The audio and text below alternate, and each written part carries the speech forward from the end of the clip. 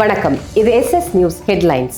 மசோதாக்கள் மீது முடிவெடுக்க குடியரசுத் தலைவருக்கோ ஆளுநருக்கோ காலக்கெடுவை விதிக்க முடியாது என உச்சநீதிமன்றம் அதிரடி.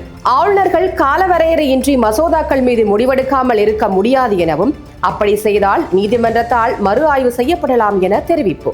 பான்ஃபேப் ஊழியர்களுக்கு 65 மாதத்துக்கான சம்பளம் தரவில்லை என குற்றச்சாட்டு. மக்களுக்கு ஊதியத்தை உடனடியாக தர வேண்டும் எனவும், ஊழல் நடந்திருக்குமோ என்ற அச்சம் எழுவதாகவும் சமூக சேவகர் சார்லஸ் மார்டின் பேட்டி. மக்களுக்கு அடுக்குமாடி குடியிருப்புகளை கொடுக்கவில்லை என்றால் உண்ணாவிரத போராட்டத்தில் இறங்குவேன். புதுவையில் வீட்டு வசதி வாரிய குடியிருப்புகள் திறக்கப்படாத நிலையில் அங்கு பார்வையிட்ட பின் சமூக சேவகர் சார்லஸ் மார்டின் பேச்சு.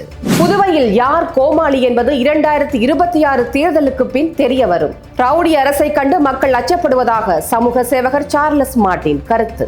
காரைக்காலை சேர்ந்த 27 மீனவர்கள் இலங்கை சிறையில் இருந்து விடுவிப்பு. தங்களை மீட்க உதவிய சமூக சேவகர் சார்லஸ் மார்டினுக்கு கண்ணீர் மல்க நன்றி தெரிவித்தனர்.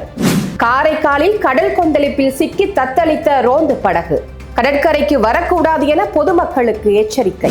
தாவேக தலைவர் விஜய் பிரச்சார கூட்டத்துக்கு அனுமதி மறுப்பு.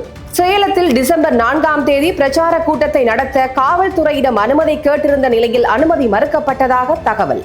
வரலாறு காணாத அளவில் உயர்ந்த முட்டை கொள்முதல் விலை.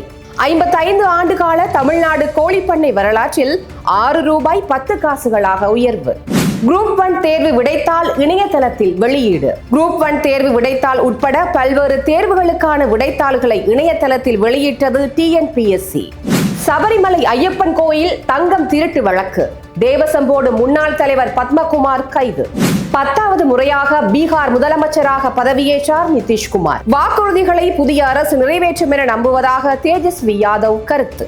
இத்துடன் SS நியூஸ் ஹெட்லைன்ஸ் நிறைவடைந்தது. மீண்டும் சந்திப்போம். நன்றி.